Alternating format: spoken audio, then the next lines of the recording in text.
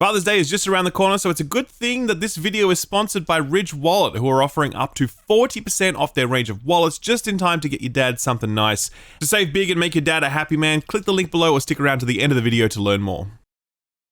Hello everyone, what's going on? Here I am in Los Angeles. I'm here. I was at the Summer Games Fest. I watched the thing in the hall. I breathed the same air as Nick Cage. So, you know, life's pretty good today, I'm not gonna lie. Yes, the showcase happened.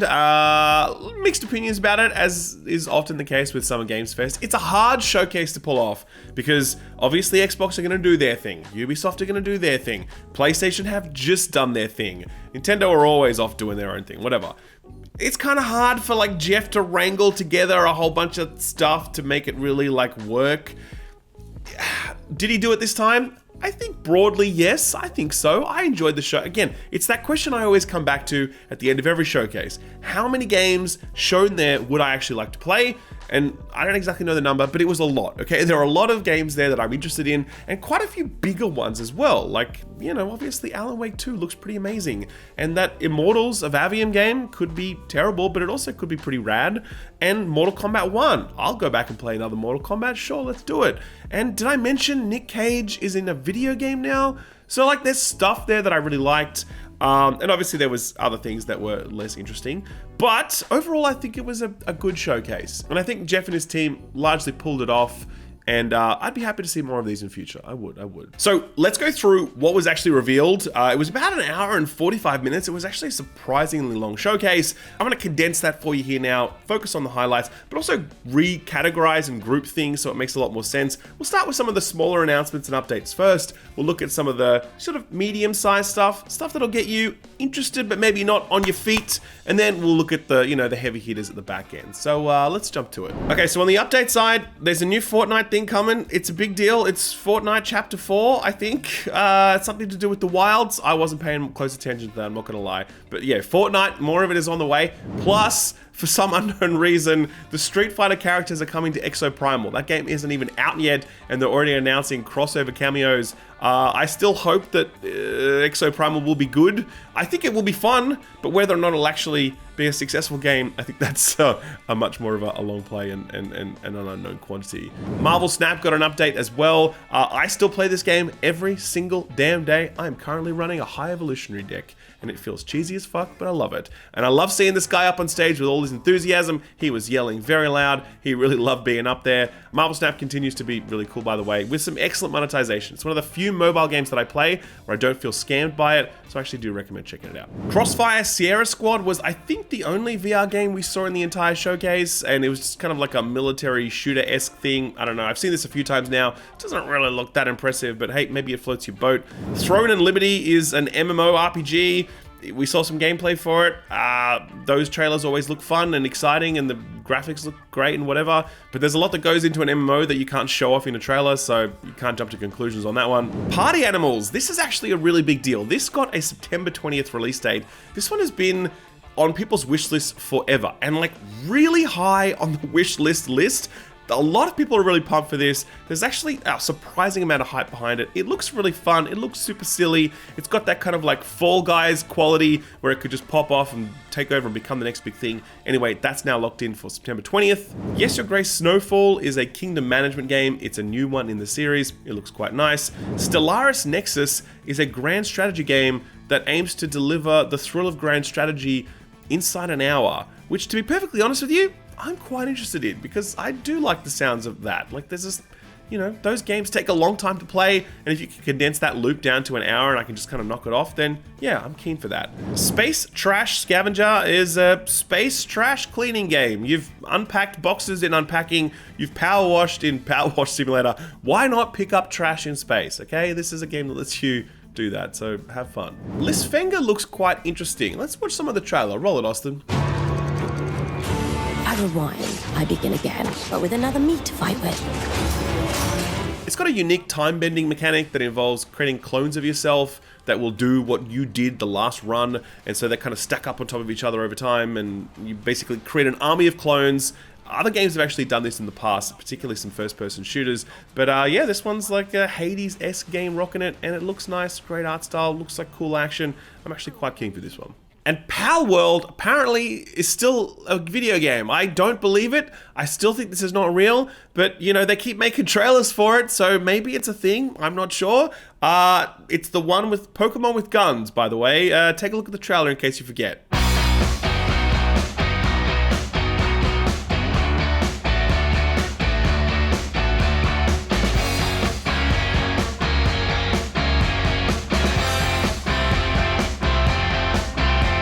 So those are all the updates, as well as the smaller titles, the indies, etc. Not many indies at this showcase, which is a little surprising. Certainly looking back at the recent Sony showcase, they had quite a few indies there, and quite a few of them really stood out as being stuff like, hey man, I gotta go play that. Not quite so here. Geoff did say that Day of the Devs is happening after this stream, and obviously there's going to be other indie showcases going on throughout Summer Games Fest, so this is not our only chance to see indie titles. Plus, the Steam Next Fest is happening, and that is a way better way to find new indie games than watching a webinar or whatever. So, alright, cool. That is the smaller stuff. Let's move on to the kind of, you know, the medium-sized stuff. The stuff that's a little bit more chunky. We're gonna have first look at the Witcher Season 3 trailer, which, that's cool. I personally am not watching that show anymore. No particular reason, I just kind of dropped off it. We also got our first look at Twisted Metal, starring Anthony Mackie, and it's a Peacock exclusive. And I'm not going to play any of it because it'll get copyright struck, because that's what these studios do. But I don't know, man. I don't know, that one. If you saw it, yeah, go look it up if you can. It's trying to be very funny. Wasn't ringing my bells personally. But I don't know about that one, man. I've always had my doubts about whether or not Twisted Metal needs a TV show. Like, I've never understood that. But we're getting one, and the clip that they showed didn't fill me with a lot of confidence. But hey, I'm still keeping an open mind. Maybe they pull it off. We'll wait and see. One of the big highlights for me personally was a big look at Lies of P. We got an all-new trailer, as well as an announcement for a release date and a demo. So roll it, Austin.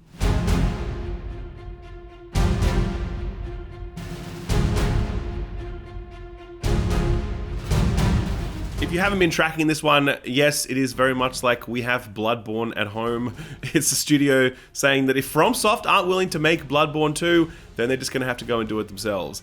I'm not expecting this to be as good as Bloodborne, obviously that's a tall order, but if they can operate in that general vicinity, then I'm down for that. I think the art design here is really interesting. I think the way they're framing this action, this game, these characters looks really intriguing, so I'm really down for it. Plus, there is a demo live at the moment. You can just go and check that out. That's on consoles and PC, and the actual game comes out September 19th, which I don't think that's all new. That's a new announcement. So yeah, it's pretty soon actually. Speaking of release dates, Witchfire got a September 20th release date. This has been on a lot of people's radar for a long ass time, but it suffered delay after delay. At one point they had to kind of like rebuild a portion of the game because they were moving to a more open world structure for what they were doing.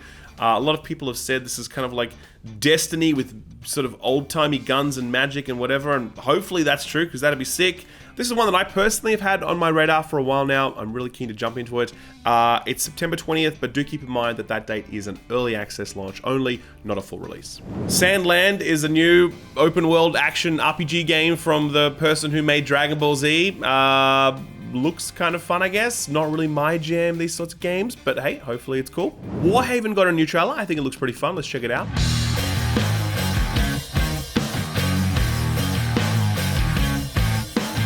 Warhaven looks to be like Chivalry or Mordhau, except kind of less gory and more fantasy infused. It's 16v16 battles. It looks kind of fun, actually. I think that looks like a good time. Return to Moria is one that I think looks really interesting. It's a survival style game set in the, dwarven mines. That's a match made in heaven, I think. There's actually been another game that's already kind of done this, but it hasn't been directly like Lord of the Rings licensed, but it was clearly trying to do that. This is just getting the license now. So if you're looking for a follow-up after Golem, there's another Lord of the Rings game on the way. Totally different developer. I'm sure this won't be anything like that. Personally, I think this looks pretty good. Banisher's Ghosts of New Eden got a cinematic trailer a long time ago, but we got our first look at gameplay here, and it's looking quite interesting. I want us back, Red. I want revenge on what killed me. I want to live. Yeah, so this one I think has a lot going for it. It's obviously a cinematic action game, that kind of Sony energy to it. The action looks nice, the presentation looks fantastic. This is published by Focus Home Interactive, who specialize in that kind of like AA space. Yeah, I think it looks nice. There's no specific release date for this one yet, but it is out sometime before the end of 2023. Under the Waves is not a Subnautica-esque in the sense that it doesn't seem to be a survival game, but it does seem to be like an underwater adventure, and it just has some nice kind of interesting energy that I'm keen on. Like, yeah, take a look at the trailer. How long has it been now? 3 years, 2 months and 17 days.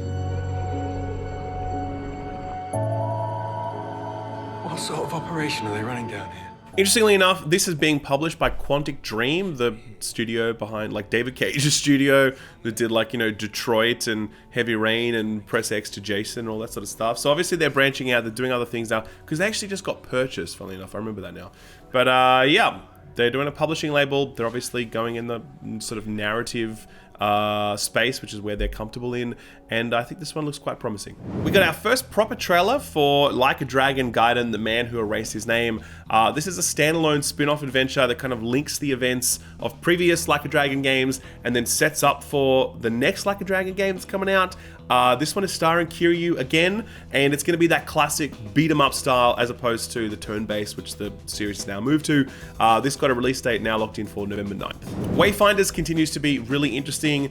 This is from the team that made Battle Chasers and also Darksiders Genesis, that Airship Syndicate team, and it's being published by Digital Extreme, who do Warframe, and it seems to be kind of like a very MMO light. I think most MMO lights are sort of like looter shooters almost, but this looks to be kind of adopting a lot of those principles, but applying it in the more traditional fantasy setting.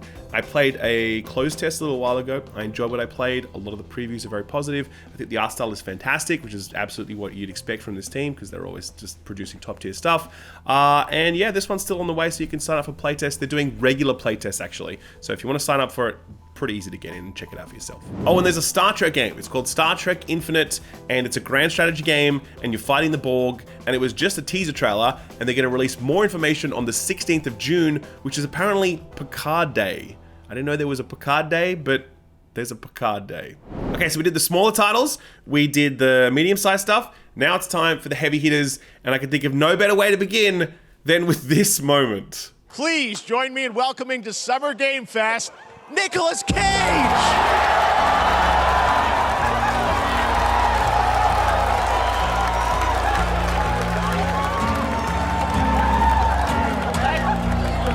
Thank you, everybody. Thank you. Happy to meet you. Nick, I gotta say, welcome to the video game world. Oh, wow. Yeah, thank you. I'm so happy to be invited to your very, very cool club, everybody. So, I could not believe this was happening. I was actually filming because I had suspicion. Like, Geoff, I swear to God, had like a cheeky glint in his eye when all this was going down. He was talking about the game after the trailer had rolled. And I was like, I bet you Nick Cage is about to get up on stage. And so I took my phone out and I started filming. And I think while I was filming, I actually just said like, no fucking way, you know? But Nick Cage, man, what a force of nature. Like, he was there, he was so present, he knew exactly what to say, he just crushed it. Every facial expression was perfect. It was just like, I was there for the Keanu moment, by the way. And Keanu moment was bigger because there was more people there and it was like louder. But I swear this moment was better because it was Nick Cage. Look, he's so fucking weird, man. He's so weird. Anyway, he's coming as a playable character to Dead by Daylight. He's a survivor, not a killer, which people are a little bit disappointed about because it could have worked either way. But yeah, what a great moment. Good on you, Geoff, for landing Nick Cage out of Summer Games Fest, man. That's pretty good. The show actually began with one of the most intriguing reveals that just came out of absolutely nowhere, total left field, and it was this one.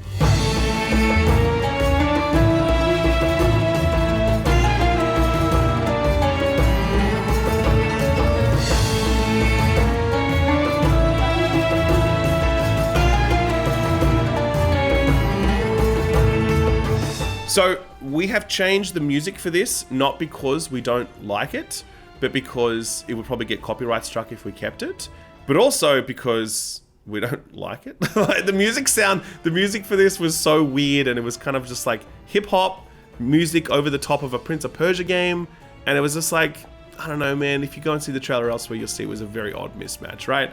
But either way, the game, I think, looks really fantastic. It's 2D side-scrolling, very fast-paced, very interesting mechanics at work here. I really love the art style as well. I'm sure people would have loved like a full 3D Prince of Persia, whatever else. Yeah, sure, absolutely. That would have been fun too. But like, this is what we're getting for now. And I'm interested in this. Like, I think this is a cool direction that Ubisoft are taking. It doesn't feel fueled by their desire to like sell lots of microtransactions. They just want to make a really fun Prince of Persia game. So I'm 100% down for that. It's called The Lost Crown, and it's hitting on January 18th, which is, yeah, it's not too far away. So almost the headline of the show was Mortal Kombat. Mortal Kombat 1, this was our first gameplay reveal of it. It's difficult for me to really say much about this because I'm not a fighting games guy. All I can say is that it looks cool. It looks quite similar to the previous Mortal Kombat, I think. Obviously you look at Street Fighter 6 and that looks vastly different in so many aspects than previous Street Fighters. It's a real line in the sand, right? This one looks, I was like, cool, more X-rays. The art style looks kind of similar-ish. But like, I played through the story campaigns of previous Mortal Kombat's and enjoyed them. I'll enjoy this one too. Again, I'm not going to main it. I'm not going to become a fighting game dude, but I think this looks rad. I really like what they're doing with the sort of cameo system as well, especially with the characters wearing old costumes. I'm down for that. It takes me back to my glory days of playing the original Mortal Kombat on my old Sega Mega Drive. Those are the days. One thing no one was expecting was a look at Path of Exile 2. So yeah, take a look.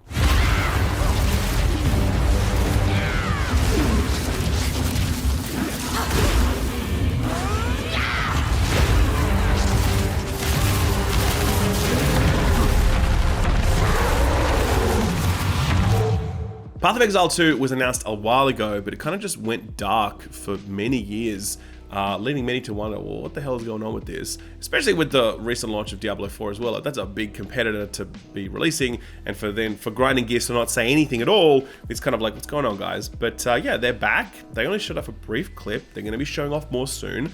I think it looks great. I think the animation work in particular looks fantastic. But yeah, I mean, you can never really come to conclusions about how an ARPG plays based upon watching a few seconds of gameplay. Like, there's a lot that goes into those games, but it's nice to know that development is still progressing, the game is still on its way, and that, yeah, again, we will learn more soon. In the crowd, I think there were two moments that got the biggest reaction. The first was when Nick Cage came on stage, and the second was when this was revealed.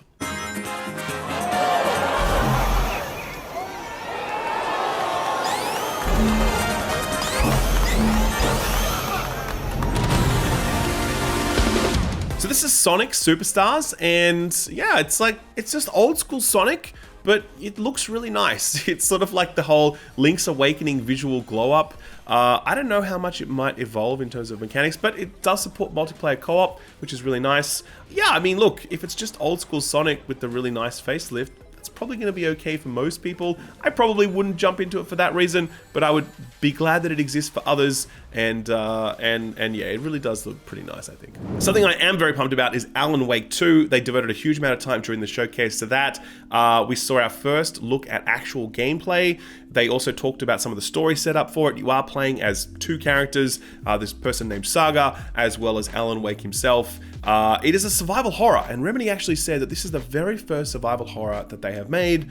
That's a big deal for a studio that sort of has played in that supernatural space, and it just feels like, oh, obviously Remedy would have made like 6 survival horrors to this point, right? But it's like, no, Alan Wake was not a survival horror, and neither was Control, and neither was anything else they've done, right? So this is their first play into that space. It's such a great fit for them. The game is looking fantastic, and they are really hyping up the visuals as well. Like, the team are actually saying that this will be the best looking game releasing this year.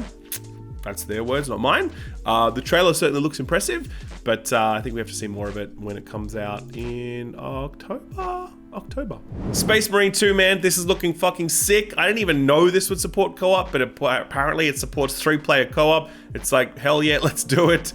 I don't know how it's going to hold up in terms of frame rate on consoles, because I swear even the trailer looks like it's kind of struggling with frame rate, so that's definitely going to be something to check out. But yeah, man, more Space Marine, always down for that. Toxic Commando was very, very unexpected. Yeah, take a look at this.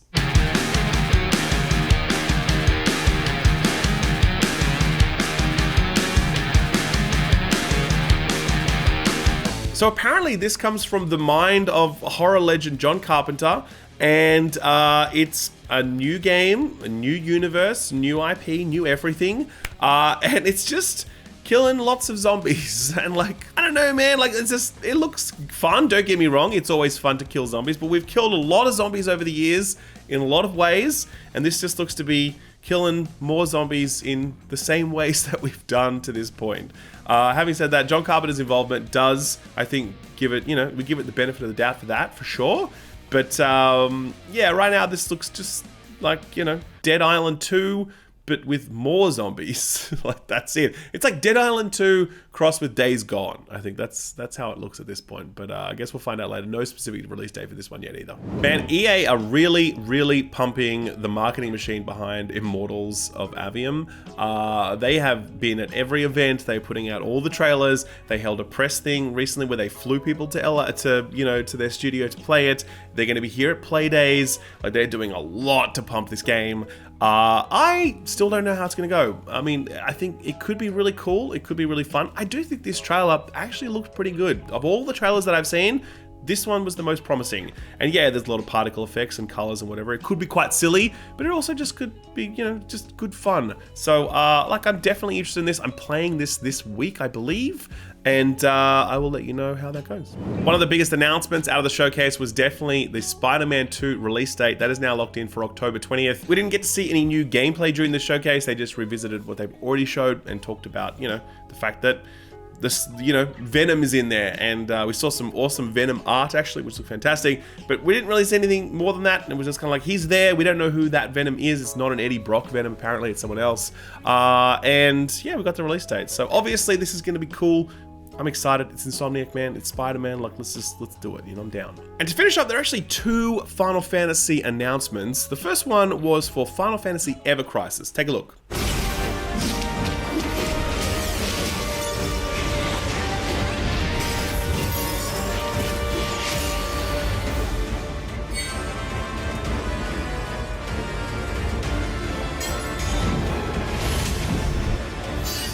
So this one was released a while ago, and it is a mobile game for Final Fantasy VII, but it's a unique story set within the universe, and it kind of piggybacks off events, and it's hard to, it's always impossible to understand any storyline that Square Enix is trying to convey, okay? That's always difficult, but this one seems particularly difficult. Having said that, it looks really nice. Obviously, the art style looks cool. And it is a mobile title, so I don't know how that's going to go. They haven't mentioned anything about microtransactions yet. I don't know why you would put it on mobile except for microtransactions, do you know what I mean? But I don't know, we'll see when that comes out later. No date for that one yet. Finally, we did actually see an update for Final Fantasy VII Remake Part 2. There were rumors that we might see something about this at the showcase. Square has been teasing information the last little while, and we finally saw it. There's a new trailer, and it looks pretty incredible, to be honest. Feast your eyes on the Turk's latest and greatest, Elena. She may be new, but she's still a Turk.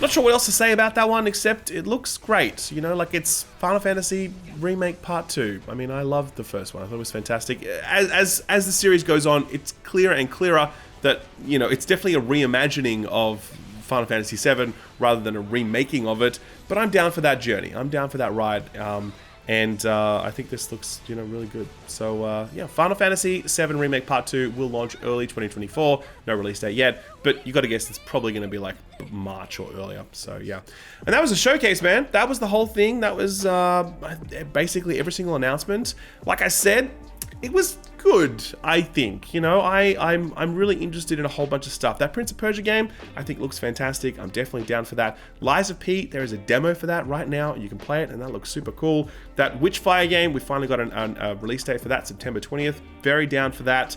Space Marine 2, Alan Wake 2, Sonic Superstars, Toxic Commando, maybe, I don't know. Spider-Man 2, obviously. Final Fantasy, 2 of them, like, come on.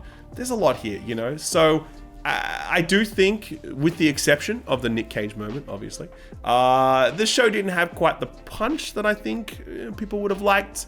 Definitely in the theater as well, I will say. It was quiet, you know? Like, I will say that probably doesn't come through on the live streams that you're watching, but there wasn't a lot of energy in that room.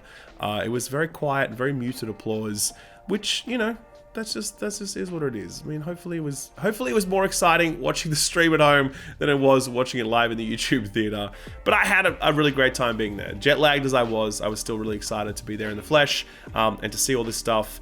And yeah, and that's just the start, really. This is just the start of Summer Games. After this, a bunch of this stuff becomes playable at the Playdays event for the next 2 days. Then, of course, we have the Xbox Showcase on the Sunday and the Ubisoft event on the Monday, and probably other stuff splattered throughout that as well. Yeah, so that was it. I will be back throughout the rest of the week with more stuff. Thanks for watching. I'll see you soon. Bye-bye.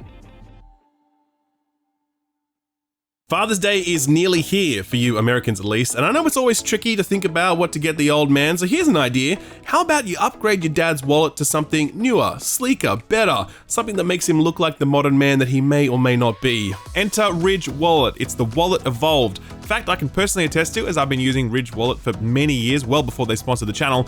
Ridge Wallet holds all your essential cards, plus your cash using the money strap or money clip, and they take up a fraction of the space that the old bulky leather wallets did. I really couldn't imagine going back to one of those, to be honest. In addition to that, Ridge Wallets protect you from scammers with RFID protection, plus they come in a range of ultra durable materials, including titanium.